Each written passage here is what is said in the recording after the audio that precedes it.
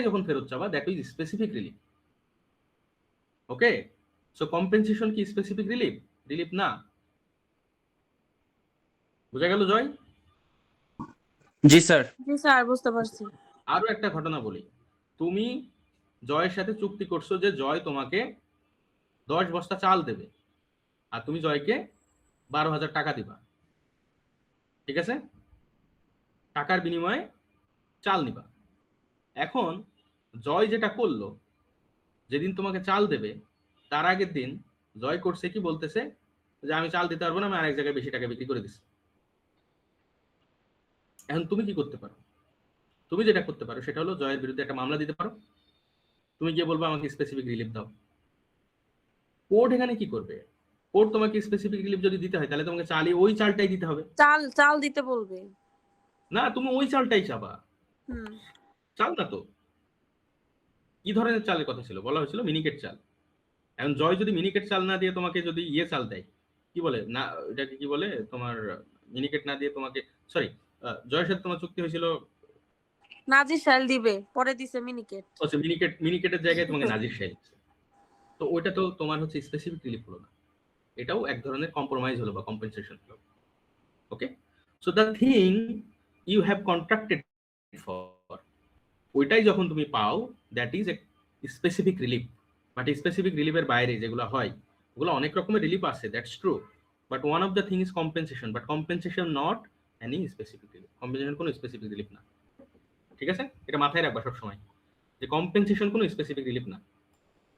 এই যে এই কথাটা এখানে বলা আছে যে এই আইনে তুমি মনে করো কোনো একটা চুক্তির অধীনে কোনো স্পেসিফিক পারফরমেন্স পাইলা না, ঠিক আছে, আইনের চুক্তির কি বাস্তবায়ন হলো না তোমার, কিন্তু এই আইনে তোমাকে কোর্ট যেহেতু চুক্তির বাস্তবায়ন দিতে পারলো না, তার মানে এই না যে তোমাকে অন্য কোনো রাইট তোমার আর এখানে থাকবে না। তোমার ওই চুক্তির অধীনে অন্য অন্য অনেক ধরনের অধিকার থাকতে পারে। ইউ মে ক্লেম কম্পেনসেশন, তুমি এমন করতে পারো, কম্পেনসেশন চাইতে পারো। তোমার যদি কম্পেনসেশন অধিকার থাকে ইউ ক্যান গেট দ্যাট। বুঝছো? এই বোঝা গেল? স্যার লাস্টের কথাটা কি বললেন স্যার, আরেকবার বলবেন? মানে আমার পয়েন্ট হলো এটা যে কোনো একটা চুক্তির অধীনে অনেক রকমের রিলিফ থাকে।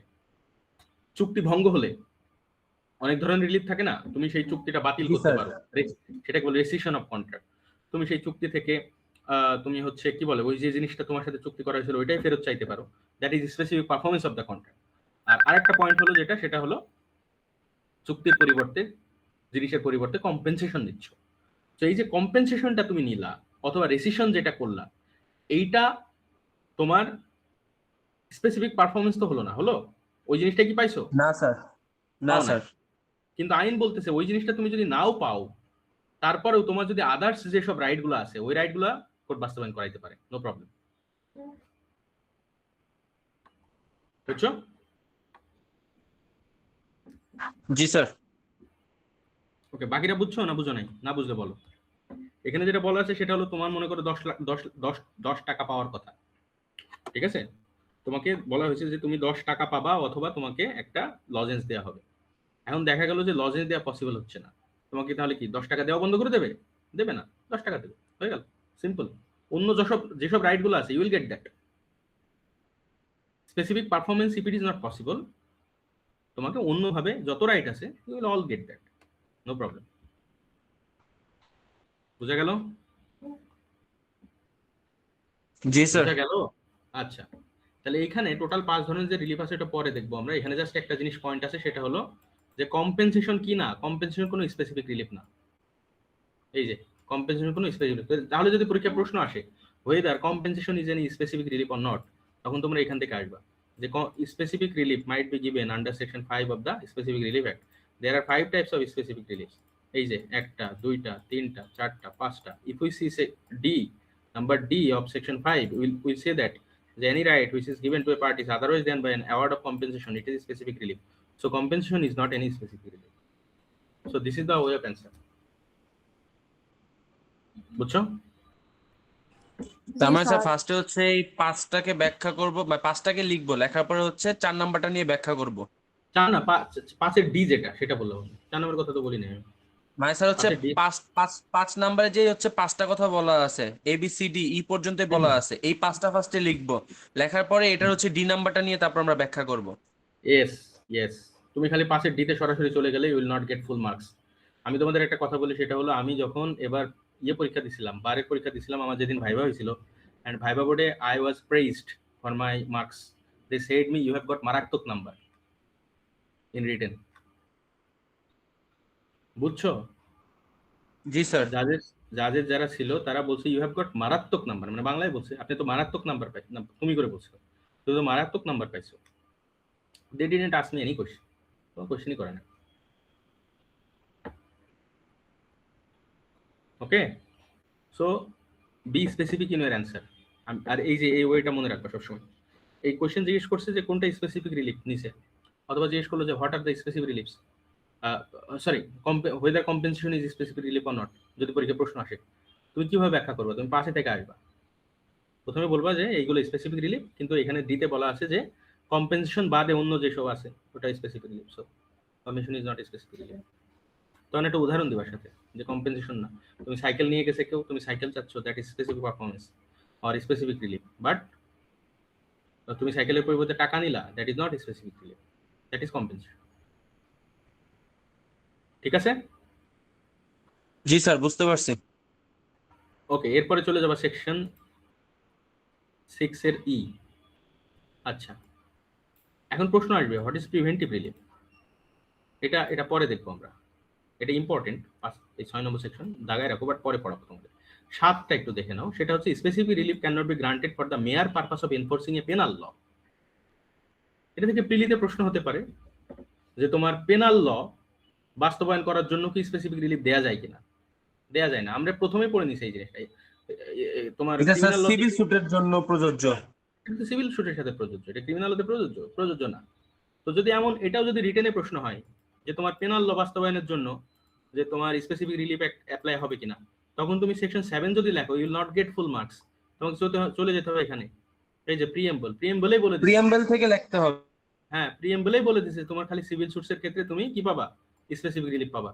সো সেকশন 7 এ ওটা আরো স্পেসিফিক করছে যে পেনাল ল বাস্তবায়নের জন্য পাওয়া যাবে না। সো পেনাল ল কি criminal law, you will not get any specific relief to বাস্তবায়ন এনি পেনাল ল। বোঝা গেল? জি স্যার। স্যার এই বিষয়টা একটু আরেকবার ক্লিয়ার করে দেন যে কোন কোন কোন ইয়ার বিষয়টা? ক্ষেত্রে হচ্ছে স্পেসিফিক রিলিফ পাওয়া যাবে, সিভিল, ক্রিমিনাল, অ্যাপিল, এগুলো একটু আরেকবার একটু ক্লিয়ার করে দেন। সিভিলে পাওয়া যাবে, ক্রিমিনালে তো পাওয়া যাবে না স্পেসিফিক রিলিফ। এটা তো স্পেসিফিক ভাবে বলা আছে, সেকশন 7 এও বলা আছে এবং তোমাদের প্রিএমবলের ভেতরেও বলা আছে আইনের, যে তুমি ক্রিমিনাল ল বাস্তবায়নের ক্ষেত্রে স্পেসিফিক রিলিফ কোনো পাবে না। স্বাভাবিক কথা তো, স্পেসিফিক রিলিফের নেচার যেটা দেখো। স্পেসিফিক রিলিফ কি কি? স্পেসিফিক রিলিফ হচ্ছে তোমার কোনো জিনিস কেউ নিয়ে গেল, একটা ইমুভেবল প্রপার্টি বা মুভেবল প্রপার্টি কেউ যদি নিয়ে যায়, তার কাছ থেকে ফেরত আনা, যেটা এটা একটা স্পেসিফিক রিলিফ হতে পারে। ঠিক আছে? অথবা তোমার সাথে কারোর একজন চুক্তি হয়েছে কোনো একটা, যে তুমি চাল দিবা, সে টাকা দিবে, অথবা তুমি টাকা দিবা, সে চাল দেবে। তুমি টাকা দিলা, সে চাল দিল, অথবা সে চাল দিতে চাচ্ছে না, তুমি কোর্টে গেলা, গিয়ে বললাম আমার চাল লাগবে, যদি ওটা নিয়ে আনতে পারো, that is specific relief, specific performance of the contract. ঠিক আছে? এটা একটা জি স্পেসিফিক স্যার, রিলিফ। বুঝতে পারছি স্যার। আবার এমন হতে পারে যে তোমার তোমার হচ্ছে একটা দোকান আছে, দোকানের নাম হচ্ছে সোনিয়া মির্জা স্টেশনারিজ, এবং সেটা খুব নাম করে ফেলছে সারা বাংলাদেশে। আর একজন কি করছে, ওই সেম নামে একটা দোকান খুলতে গেছে, এবং তুমি একটা ইনজাংশন চাইছো কোর্টে গিয়ে। ইনজাংশন মানে কি? তুমি একটা নিষেধাজ্ঞা চাইছো যে এরকম নামে যেন দোকান না খুলতে পারে, that is specific relief. So all this things are specific relief. এগুলা ক্রিমিনাল লয়ের সাথে এগুলো কানেকশন নাই কোনো। ঠিক আছে? ওকে, তো রিকভারি অফ, এটা দেখো একটু তাহলে। এখন আমরা এই যে এতদূর যে যতদূর পড়লাম, এগুলো কি তোমাদের কাছে ক্লিয়ার কিনা? Are you clear about all this guys? Sir মোটামুটি। মোটামুটি ক্লিয়ার হলে হবে, পুরোটা ক্লিয়ার হতে হবে না। এখানে 3টা জিনিস পড়ছি আমরা, এটা হচ্ছে স্পেসিফিক রিলিফ 5 ধরনের, ট্রাস্ট হচ্ছে 3 ধরনের, স্পেসিফিক রিলিফ পেনাল অ্যাকশনের ক্ষেত্রে কোনো অ্যাপ্লিকেবল হয় না। এই তো এইটা তো পড়লাম, আর তো কিছু পড়ি নাই। স্যার ট্রাস্ট 3 ধরনের কি কি? ট্রাস্ট এই যে 3 ধরনের দেখো না, এক্সপ্রেস, ইমপ্লাইড অথবা কনস্ট্রাকটিভ। ও হ্যাঁ হ্যাঁ হ্যাঁ, জি স্যার। এই যে স্যার ট্রাস্ট আর ট্রাস্টির বিষয়টা একটু আমি বলি। আমি এটা ট্রাস্ট আর বুঝছি ট্রাস্টের বিষয় তুমি বুঝো নাই? স্যার বিষয়টা কি এমন যে আহ, আমার অনেক সয় সম্পত্তি আছে। এখন আমার আমার কেউ নাই আত্মীয় স্বজন। আমার আচ্ছা। শুধু একটা আমার একটা ছেলে ছিল, ছেলের বউ, ছেলে মারা গেছে। আমার একটা হুম নাতিন আছে। হুম এখন ওর বয়স কম, আমার নাতিনের বয়স কম। ও আমার সম্পত্তিটা হচ্ছে দেখে রাখতে পারতেছে না। এখন আমি জয়কে হচ্ছে করলাম, কন্টাক্ট করলাম জয়ের সাথে যে জয় ওর হুম 18 বছর হইলে তুমি ওকে সব হুম বুঝাই দিও, এতদিন পর্যন্ত তুমি দেখবা। হুম। এখানে ট্রাস্ট আমি আর জয় ট্রাস্টি আর বেনিফিশিয়ারি কে? তাহলে আমার নাতিন। তোমার চুক্তিটা হচ্ছে ট্রাস্ট, তুমি আচ্ছা হচ্ছে আচ্ছা। ক্রিয়েটার, আর তুমি হচ্ছে জয় ক্রিয়েটার, ট্রাস্টি জয় হচ্ছে ট্রাস্টি, আর তোমার আমার নাতি নাতিন হচ্ছে বেনিফিশিয়ারি। বেনিফিশিয়ারি। ইয়েস। আচ্ছা ঠিক আছে স্যার। বাকিরাও তো বুঝছো নিশ্চয়ই। ওকে, তো এই কয়টা এখন দেখছি আমরা। এখন এরপরে চলে যেতে হবে এইখানে। দেখো, any a person entitle to possession of specific immovable property may recover in the manner prescribe by the code of civil procedure. এখানে কি কিছু বলা আছে? কিছু তো বলা নাই। এখানে বলা আছে যে কোনো ব্যক্তি যার একটা ইমুভেবল মানে কি? স্থাবর। স্যার স্থাবর সম্পত্তি। স্থাবর সম্পত্তি। হ্যাঁ, এই একজন ব্যক্তি যার একটা স্থাবর সম্পত্তিতে পজেশনের অধিকার আছে। এন্টাইটেল টু কি? হোয়াট? Entitle to what? কি বলতো কথাটা? পজেশন। যার একটা পজেশনের অধিকার আছে, সে সিপিসির আন্ডারে যেভাবে রিকভার করা যায় ওইভাবে রিকভার করতে হবে তাকে। তার মানে কোথায় যেতে হবে তাকে? সিভিল কোর্টে মামলা করতে হবে, তাই তো? সিভিল সোজা কথা। কোর্টে, জি স্যার। তো এটা নিয়ে ডিরেক্টলি কিছু বলা নাই, কিভাবে করতে হবে, কতদিনের মধ্যে করতে হবে, কি করতে হবে, সেটা আমরা শিখে নেবো সিপিসি যখন পড়বো তখন। এখন প্রশ্ন হলো যে সেকশন 8 যেটা আমাদের স্পেসিফিক রিলিফ অ্যাক্টের, এখানে কি ধরনের প্রপার্টির কথা বলা আছে? মুভেবল না ইমুভেবল? ইমুভেবল স্থাবর সম্পত্তি, ইমুভেবল প্রপার্টি। বাড়ি তাহলে ঘর কোনো একটা, বিল্ডিং জায়গা। হ্যাঁ, তাহলে যে কোনো ব্যক্তি যার একটা ইমুভেবল প্রপার্টির রাখার অধিকার আছে, পজিশন তো বোঝো, পজিশন মানে কি বলতো? তার দখল। দখল। তাহলে যার দখলের অধিকার আছে সে সিপিসিতে বা সিভিল কোর্ট, আমাদের যেটা সরি আমাদের সিপিসি বাংলা ইংলিশ পুরোটা কি? Civil Code of Civil sir code of Procedure. Civil the code of civil procedure. Okay, civil procedure code বলতে যাচ্ছি আমি বারবার। তো কোড অফ সিভিল প্রসিজার যেটা সিপিসি, ওইটার আন্ডারে যেভাবে রিলিফ আছে, যেভাবে তোমার রিকভারি করা যায় ওইভাবে রিকভারি করা যাবে। এন্ড ডিটেইলে কিচ্ছু বললো না এখানে। আমরা এন্ড ডিটেইলে কিভাবে লিখতে হবে, কি করতে হবে, সেটা আমি তোমাদের শেখাচ্ছি, একটু পরে দেখো। এরপরে চলে যেতে হবে সেকশন 9 এ। সেকশন 9 দেখো, এখানেও একই কথা বলতেছে। If any person is dispossessed without his consent of an immovable property otherwise than in due course of law, he or any person claiming through him may by suit recover the possession thereof, notwithstanding any other title may have set up in this suit. তো এটা একটু বড় না কথাগুলো? অনেক, এই কথাগুলো তো অনেক কথা। এই কথাগুলোতে অনেক প্যাচ আছে, অনেক ছোট ছোট টুইস্ট আছে। আমি তোমাদের দেখাচ্ছি কি কি টুইস্ট আছে এখানে। 1 নম্বর পয়েন্টটা তো খুব সহজেই বলে দিল, সেকশন 8 যেটা, যে যে কোনো ব্যক্তি যার একটা পজিশন পাওয়ার অধিকার আছে সে সিপিসির আন্ডারে গিয়ে পজিশনটা নিয়ে আনতে পারবে। খুবই সোজা কথা। কিন্তু 9 যেটা বলতেছে, 9 প্রথমে বলতেছে ইফ এনি পারসন ইজ ডিসপজেসড।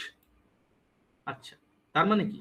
প্রথমেই কোনো সম্পত্তি একজন থেকে ব্যক্তি, বঞ্চিত হয়েছে এমন ব্যক্তি। হ্যাঁ, ডিসপজেস মানে কি? তোমার একটা অধিকার ছিল জমি রাখার, তুমি সেখানে রাখতেছিলা, you were in the control of the property, you are in the control of the immovable property, you are in the possession of the immovable property, but you have been dispossessed. বোঝা গেল? জি sir. তাহলে তোমাকে তোমাকে তোমার একটা immovable প্রপার্টিতে right ছিল pauses করার, ইউ আর পজেসিং দ্যাট। তুমি কোনো একটা স্থাবর সম্পত্তিতে সেটা ভোগ দখল করতেছিলা। ইন দ্য মিন টাইম কেউ এসে তোমাকে ডিসপজেস করছে, তোমাকে সরাই দিছে ওখান থেকে। ঠিক আছে? তাহলে সেকশন 9 এ তোমাকে একটা পজেশন প্লাস ডিসপজেশন দুইটা লাগে না জিনিস? দুইটা জিনিস জি লাগতেছে স্যার। এখানে আমার, পজিশন জি স্যার। লাগতেছে প্লাস ডিসপজিশন লাগতেছে। ওকে, তো সেকশন 9 এ যেটা বলতেছে, যদি তোমার একজন পজিশনে থাকো তুমি এবং তোমাকে যদি ডিসপজেস করা হয় without his consent. Without his consent মানে কি? তোমার তাকে সম্মতি না ছাড়াই জানিয়ে, dispossess আমাকে করা হয়। আমার সম্মতি ছাড়া। হ্যাঁ, না জানিয়ে না, তোমাকে জানাইছে, জোর করে ধরে করছে, এটাও তো সম্মতি কিন্তু ছাড়াই। সম্মতি নাই। সম্মতি নাই, তোমার কোনো সম্মতি নাই।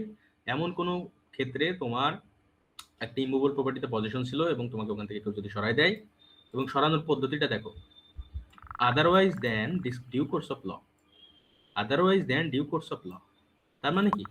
আইনের কোনো বালাই নাই সেখানে। আইনের যে ডিউ কোর্স, আইনের যে পদ্ধতি, ওই পদ্ধতিতে তোমাকে সরাই নাই, তোমাকে জোর করে দখল করে সরাই দিচ্ছে। ঠিক আছে? তখন হি অর, দেখো হি মানে কি? সে পারবে, অথবা এনি পারসন ক্লেমিং থ্রু হিম। এনি পারসন ক্লেমিং থ্রু হিম মানে হচ্ছে বেসিক্যালি তোমার কোনো বেনিফিশিয়াল ইন্টারেস্টই। জয়, বুঝো জিনিসটা? বেনিফিশিয়াল ইন্টারেস্ট কার? মানে তোমার রিপ্রেজেন্টেটিভ হতে পারে, লিগাল রিপ্রেজেন্টেটিভ হতে পারে। ঠিক আছে? আমার জায়গা ওকে, থাকলে আমার সন্তান যাইতে পারে। হ্যাঁ। সো এনি ইউ অথবা any person claiming through him may by suit recover the possession there. তার মানে কি? ওই পজিশনটা কি করতে পারে? রিকভার করতে পারে। বোঝা গেল? আচ্ছা, আরো একটা কথা বলা আছে, notwithstanding any other title that may be set up in the suit। বলতেছে ওই মামলাতে যদি বিরোধী পক্ষ যে আসছে সে যদি কোনো টাইটেলও দেখায়, টাইটেল এবং পজিশনের ভিতরে নিশ্চয়ই তফাৎ বোঝো তোমরা। টাইটেল মানে হচ্ছে মালিকানা, আর পজিশন মানে কি? দখল। তাহলে একটা সিম্পল উদাহরণ দিয়ে তোমাদের বলি আমি। তুমি একটা ভাড়াটিয়া, তুমি কোনো এক জায়গায় ভাড়াতে বাস করো, তুমি একটা জমি নিয়ে কি করতেছো? লিজ নিয়ে সেখানে ভাড়ায় চাষ করতেছো। তোমার যে জমির মালিক, সে কি মালিক না? সে টাইটেল আছে না তার? আছে কি নাই? জি স্যার, আছে স্যার। আছে। তো সে তোমাকে হঠাৎ করে উইদাউট এনি নোটিস, তোমার মনে করো লিজ চলতেছে অলরেডি, লিজ এখনো শেষ হয় নাই, উইদাউট এনি নোটিস ধরে তোমাকে ওখান থেকে ডিসপোজেস করে দিচ্ছে। কোর্টের কোনো অর্ডার নাই, কোনো লিগাল প্রসেস ফলো করা নাই। তখন তুমি কি করতে পারবা? তুমি সেকশন 9 এর আন্ডারে মামলা দিতে পারবা, and you can claim the property, the possession of the property, যদিও তুমি ওনার না। বুঝছো? Section 9 is not necessary. এই আইনে কোনো, সেকশন 9 কোনো নেসেসিটি নাই যে তোমাকে টাইটেল প্রুভ করতে হবে, তোমার ওনারশিপ প্রুভ করার দরকার নেই। তোমাকে, তুমি পজিশনে ছিলা, তোমাকে ডিসপোজেস করা হয়েছে, এবং এই ডিসপোজিশনের পদ্ধতিটা without any lawful basis, then you don't need to prove the title. তোমার মালিকানা অথবা এটার কোনো ধরনের সত্য প্রমাণ করার কোনো দরকার নাই। You just need to prove the possession and dispossession. And any person whether he is the owner or not, সে মালিকও যদি হয়, সে এবং সে যদি ওই মামলাতে তোমার সে মালিকানার দলিলও নিয়ে আসে, তারপরেও that person is not going to get any relief. Better তুমি রিলিফ পাবা, কারণ তোমার সাথে অন্যায় হয়েছে। এই আইনের উদ্দেশ্য হচ্ছে এটা, যাতে করে সমাজে শান্তি বজায় থাকে। যে ব্যক্তি পজিশনে আছে তাকে যদি তোমার কোনো একজন টাইটেলওয়ালা লোক যে কোনো সময় দখল করে বের করে দিতে পারে দখল থেকে, তাহলে প্রবলেম তৈরি হয়ে যাবে। বুঝা গেল? এই বাকিটা জি স্যার। বুঝছো? ওকে, তাহলে সেকশন 8 এবং সেকশন 9 এর ভিতরে তফাৎ হচ্ছে, সেকশন 8 এ তোমাকে মামলা করতে হলে অবশ্যই জমির টাইটেল দেখাইতে হবে। Recovery of position under section 8, section 8 এর আন্ডারে যদি কেউ রিকভারি পজিশনের মামলা দেয়, তাকে কি করতে হবে? টাইটেল ডিড দিয়ে মামলা করতে হবে। টাইটেল সেখানে দেখাইতে কোনো হবে। খালি পজিশন দেওয়া হবে না ওখানে। বাট সেকশন 9 এ যেহেতু তোমার পজিশন ছিল এবং তোমাকে ডিসপোজেস করা হয়েছে, you can do what? Go to the court এবং সে যে আমাকে উইদাউট এনি লফুল বেসিস আমার সম্মতি ছাড়া সরাই দিয়েছে সেখান থেকে, I am going to get the possession, আমি ওই পজিশনটা চাচ্ছি। তুমি ওই পজিশনটুকুই পাবা, you are not getting the title. Title deed তো তোমার কাছে দেবে না, you will get the possession of the property. বুঝা গেল? জি স্যার। এই বাকিটা বুঝছো না? কোশ্চেন থাকলে বলো। স্যার 9টা আরেকটু বলেন, বললাম 9টা বলবো? আচ্ছা, 9টা হচ্ছে এটা যে যদি তুমি কোনো একটা প্রপার্টির পজিশনে থাকো, লফুল পজিশন হতে হবে, আনলফুল পজিশন না। তুমি জোর করে দখল করে ঢুকছো কারো জায়গায়, that is not lawful position. তোমাকে লফুল পজিশনে থাকতে হবে। লফুল পজিশন হতে পারে তুমি কারোর সাথে চুক্তি করছো, কন্ট্রাক্ট করছো, লিজ নিছো, বর্গা নিছো, এনিথিং। তুমি কারোর কাছে ভাড়া নিছো, anything. So you are in a lawful possession of any property, and somebody else সে কি করছে? তোমাকে জবরদখল করে সেখান থেকে বের করে দিচ্ছে। ঠিক আছে? উইদাউট ইওর কি কনসেন্ট, তোমার কনসেন্ট ছাড়াই তোমাকে সেখান থেকে বের করে দিয়েছে। You can get the possession of the property. তুমি কোর্টে গিয়ে খালি পজিশনের জন্য মামলা করতে পারবা, বলবা যে আমি ওই যে দখলটা ছিল আমার, আমি দখলটা ফেরত চাই। এখন আমি একটা উদাহরণ দিয়ে তোমাদের বোঝাই। সেটা হচ্ছে, মনে করো তুমি একটা জমির মালিক, আমি একটা জমির মালিক, আমি ওই জমি ভোগ দখল করতেছি, তাহলে কি আমি পজিশনে আসি না? আসি। আমি যে পজিশনে আছি, যে কোনো একজন ব্যক্তি এসে আমাকে ওই জমি থেকে উৎখাত করছে। আমার হাতে দুইটা অপশন আছে, আমি সেকশন 8-এও যাইতে পারি, সেকশন 9-এও যাইতে পারি।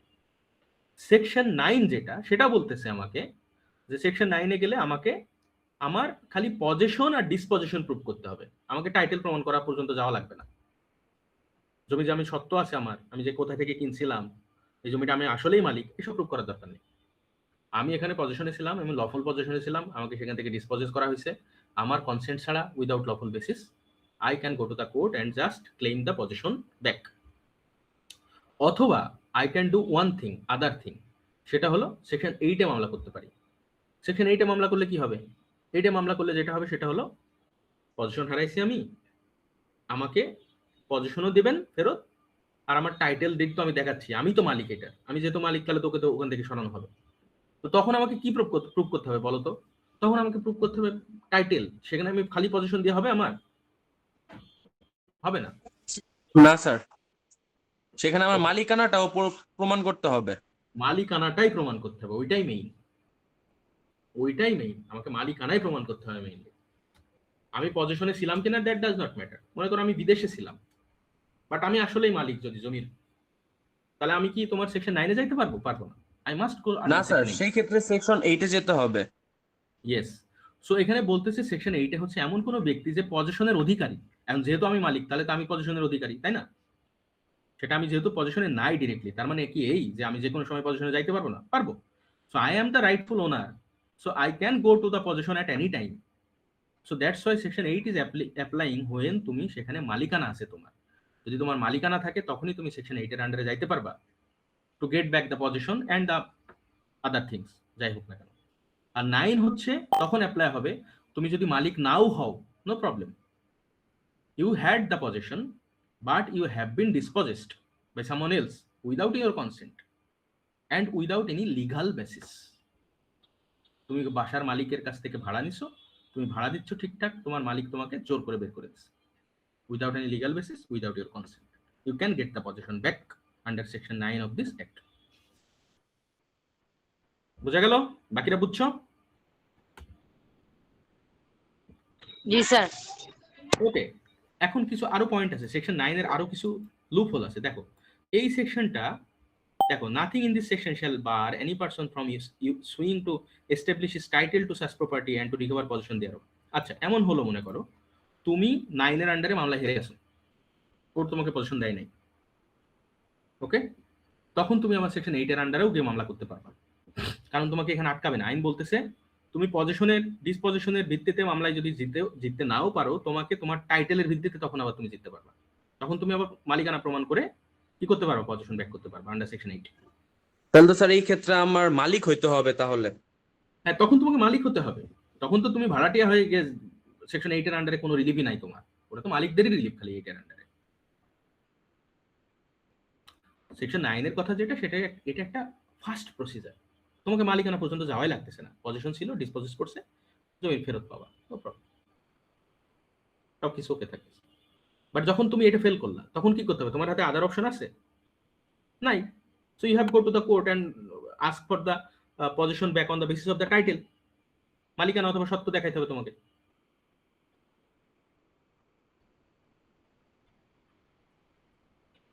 এই বোঝা গেল? জি স্যার। এই আজমেরি জাহান মিম, কথা কও না কেন?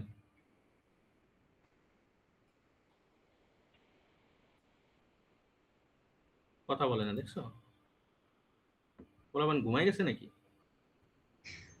স্যার মাইক্রোফোন অন হতেছিল না তাই। হ্যাঁ, তুমি কি স্যার বুঝছো? আছি স্যার। হ্যাঁ, বুঝছো কিনা স্যার বলো। বুঝছি মোটামুটি।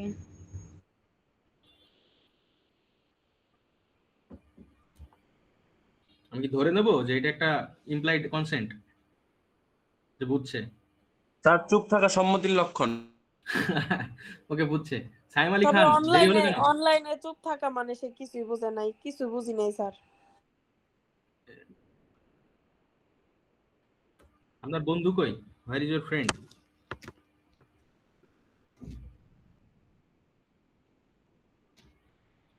ঝড় বৃষ্টি হলে কি আসলে সেই বন্ধু স্যার চাচা ভাতিজা চাচা ভাতিজা আপনারা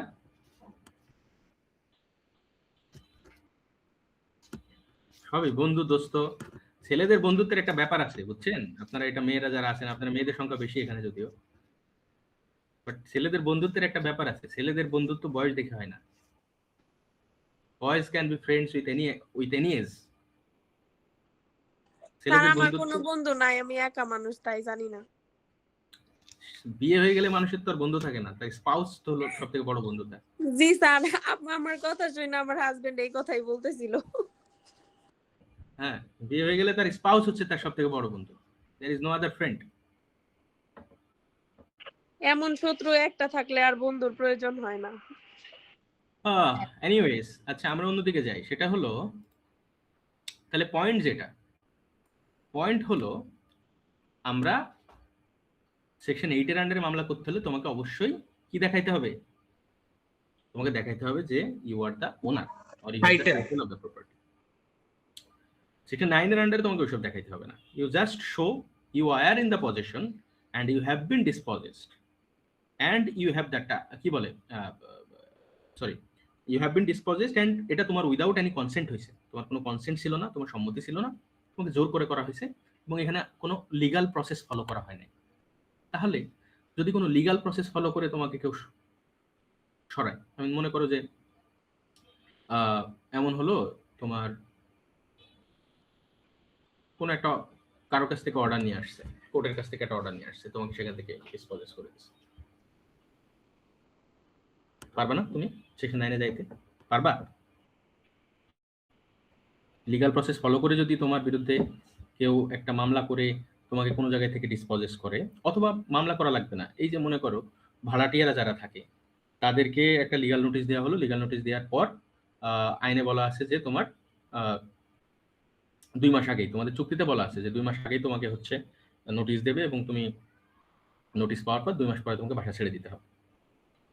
এই যে জায়গায় তুমি তো পজিশনে আসো, চুক্তি শেষ হয়ে গেছে, মেয়াদ শেষ হয়ে গেছে, তোমার জুন মাসের 1 তারিখে বাসা ছেড়ে দেওয়ার কথা, তুমি শেষ না ছেড়ে কি বলে না ছেড়ে দিয়ে বসে আসো, তোমাকে নোটিশও দেওয়া হয়েছে, যেটা চুক্তির কথা বলা হয়েছে এতটুকু যে নোটিশ দিতে হবে, তুমি করো নাই। এন্ড তুমি যদি কোর্টে যাও, কোর্ট তোমাকে রিলিফ দেবে? দেবে না। না স্যার, দিবে না। Because it has been done within the law. আইনের ভেতর থেকেই তো করা হয়েছে, চুক্তির ভেতর থেকেই তো করা হয়েছে, তাই না? এমন না যে কোর্টের কাছ থেকে অর্ডার নিয়ে আসা লাগবে, ইটস নট লাইক দ্যাট। এনে যেটা বলা আছে সেটা হলো if it is done within the periphery of the law, আইনে এতটুকুই বলছে এবং সেটাই সে করছে এবং তারপরে তোমাকে ডিসপজেস করা হয়েছে, you will not get any benefit under section 9। ঠিক আছে? সো এখানে যেটা হতে হবে সেটা হলো পজেশন থেকে dispossession without your consent and there is no legal basis for that. সোজা কথা, লিগাল বেসিস নাই, ওখানে কোনো আইনি কোনো ভিত্তি নাই, তাহলেই তুমি সেকশন 9 এর আন্ডারে রিলিফটা পাবা। তবে এখানে এটাও বলা আছে যে তুমি 9 এর আন্ডারে যদি রিলিফ না পাও, তুমি 8 এর আন্ডারে যাইতে পারবা, there is no problem, it will not be any bar to. এমনকি আমরা তো এটাই জানি যে একটা মামলা নিয়ে একই বিষয়ের উপরে 2টা মামলা করা যায় না। একবার যখন কোনো ডিসাইড হয়ে যায় কোনো বিষয়, তখন সেটা নিয়ে কি আবার নতুন করে মামলা করা যায়? যায় না তো। না স্যার। হ্যাঁ, এটা তো তোমার কি হয়ে যায়, ক্রিমিনাল লতে হয়ে যায় ডাবল জিওপার্ডি, আর তোমার সিভিল লতে হয় তোমার হচ্ছে কি বলে রেস জুডিকাটা না স্যার? রেস জুডিকাটা, সেকশন 11 সিপিসির। তো এটা তো আমরা জানি সবাই, কিন্তু এখানে বলতেছে না, it will not be res judicata, সমস্যা নাই, তুমি যাইতে পারবা। এখানে আইনেই বলে দিছে তোমাকে করো, হেরেও যাও, তারপরেও you can go under section 8, একই বিষয়ের উপরে একই লোকের এগেইনস্টে আবার আর একটা মামলা করতে পারো। বাট সেটা মামলাটাই তোমাকে কি বিষয়টা তো এক থাকতেছে না, কারণ তখন তো আমি শুধুমাত্র আমার পজিশনের জন্য মামলা করছিলাম, এখন তো হচ্ছে আমি আমার টাইটেলের ক্লেইমের জন্য মামলা করতেছি।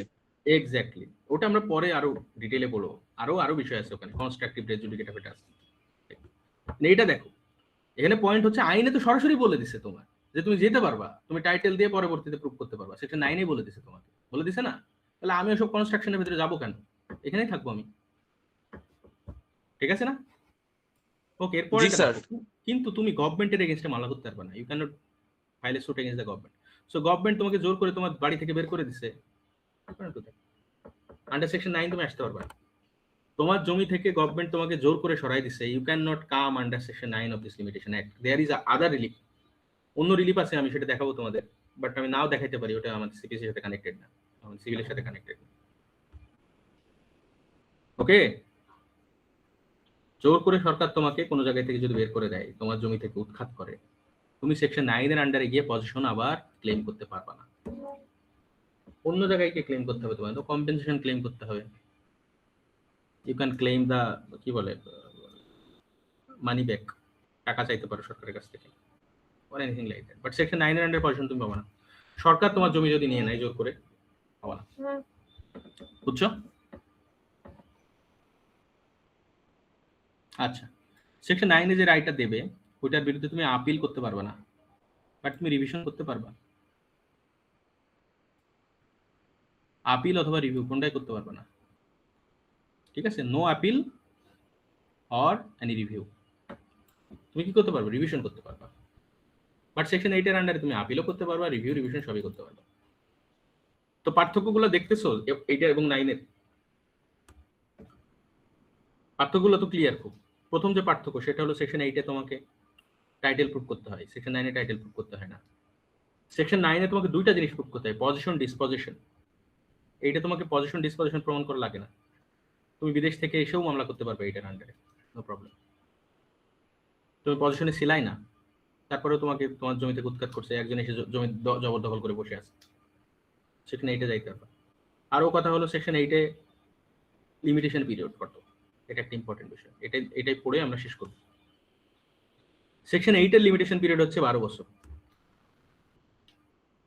বোঝা গেল? 12 বছর ভিতরে তোমাকে মামলা করতে হবে ফ্রম দা, জি স্যার। হ্যাঁ, ফ্রম দা ডেট, যেদিন থেকে তোমার ওই যে যে যে যে যে যেদিন তুমি বিদেশে থেকে এসে যেদিন দেখতে পাইছো যে ওই পজিশনে চলে গেছে ওই লোক, ওই দিন থেকে 12 বছর ভিতরে তোমাকে মামলা করতে হবে সেকশন 8 এ। আর সেকশন 9 হচ্ছে 6 মান্থস, মাত্র 6 মাস। 6 মাস। Yes, only 6 months. Within 6 months তোমাকে মামলা করতে হবে from the date of disposition, যেদিন থেকে তোমাকে উৎখাত করা হয়েছে ওই দিন থেকে 6 মাসের ভিতরে মামলা করতে হবে সেকশন 6, সেকশন 9 এ। বুঝা গেল? So this are the differences between section 8 and 9। পরীক্ষায় প্রশ্ন হয় বারবার যে 8 এবং 9 এর ভিতরে তফাৎ কি, কি কি তফাৎ? তখন তোমাকে এই জিনিসগুলো বলা লাগবে, যে টাইটেলের প্রুফ করা লাগে না 8 এ, 9 এ টাইটেল প্রুফ করতে হয় না, 8 এ প্রুফ করতে হয়। 9 এ টাইমিংটা ডিফারেন্ট। তারপরে তোমার হচ্ছে 9 এ তুমি আপিল রিভিউ করতে পারো না, 8 এ আপিল রিভিউ করতে পারো। তারপরে তোমার এখানে সরকার বিরুদ্ধে মামলা করা যায় না 9 এ, ওখানে সরকার বিরুদ্ধে মামলা করা যায়। তো এই বেসিক পার্থক্যগুলো জানতে হয় আমাদের, ঠিক আছে? আবার আর একটা কথা, তুমি প্রথমে 9 এ ফেল করে গিয়ে 8 এ মামলা করতে পারতা, no problem, not vice versa. Okay sir তাইলে কি সেকশন 8 এর আন্ডারে স্যার গভর্নমেন্টের এগেইনস্টে মামলা করা যাবে? হ্যাঁ, কোনো সমস্যা নেই, তুমি টাইটেল প্রুফ করতে পারলে তো পারবা, নো প্রবলেম। বাট 9 এর আন্ডারে পারবা না তুমি। পজিশন ডিসপজিশনের গ্রাউন্ডে যে তুমি গিয়ে তোমার হচ্ছে কি বলে, শুধুমাত্র পজিশনের উপর ভিত্তি করে সরকার তোমাকে সরাই দিয়েছে, সেটার জন্য সরকারের বিরুদ্ধে পাবে না। তোমার যদি টাইটেল থাকে, তোমার যদি অধিকার, জমির যদি মালিক হতো, তোমাকে সরকার জোর করে দখলচ্যুত করতে পারে না। মালিকানা প্রুফ করো তুমি গিয়ে সরকারের বিরুদ্ধে, পারবা, নো প্রবলেম। বাট 9 এর আন্ডারে যাইতে পারবা না, 9 এ তো মালিকানা দেখানো লাগে না। বুঝতে পারছি স্যার।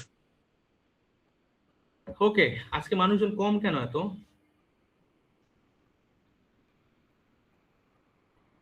এভাবে তো হয় না, পিপল মাস্ট জয়েন। স্যার মনে হয় প্রাকৃতিক দুর্যোগের কারণে তারা আসতে পারেন নাই। ও, এটা হতে পারে, বাট প্লিজ ইনফর্ম, যে অবশ্যই আসতে হবে দ্রুত। কালকে সকালে ক্লাস করতে পারবা তোমরা? স্যার সকালে পসিবল হবে না স্যার। হবে না? তাহলে কালকে থাকবে নাকি 10টার পরে করবা? না, কালকে রাতে আমি সন্ধ্যায় পারবো না, আমার একটা অ্যাসাইনমেন্ট আছে এক জায়গায়। তাহলে পরশুদিন করি। হ্যাঁ, আমরা পরশুদিনই করি। আচ্ছা, আজকে কি টাইমিং কত দেয়া আছে? আই এম গেটিং টাইম, শেষ